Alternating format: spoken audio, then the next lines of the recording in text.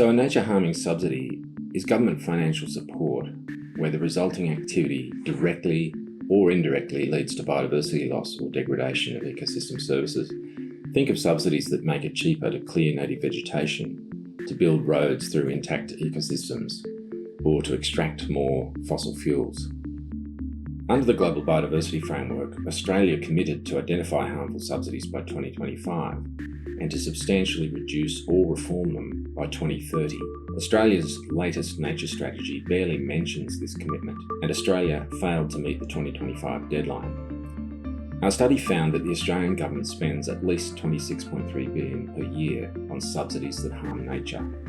That's 1.1% of Australia's GDP, or about 4% of the federal budget, a materially significant amount. The Biodiversity Council's experts assessed fossil fuel subsidies worth $14.1 billion annually, and those supporting agriculture, fisheries and forestry as the most harmful. The Australian government spends less than $1 billion per year on biodiversity conservation. That means we're spending about 25 times more undermining nature than we are protecting it. That's an enormous imbalance. A good example is subsidised diesel and accelerated depreciation that make it cheaper to run bulldozers and heavy machinery.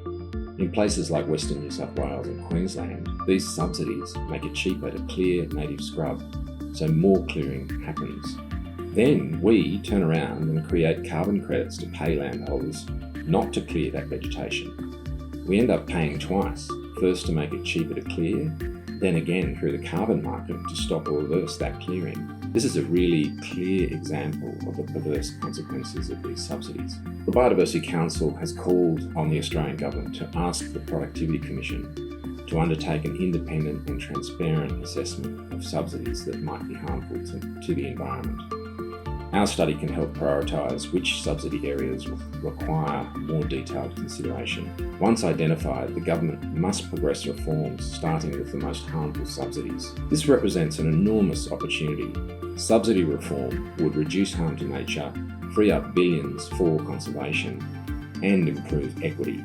Australia has the capacity as a wealthy nation and the responsibility as one of only 17 megadiverse nations to demonstrate global leadership on this issue.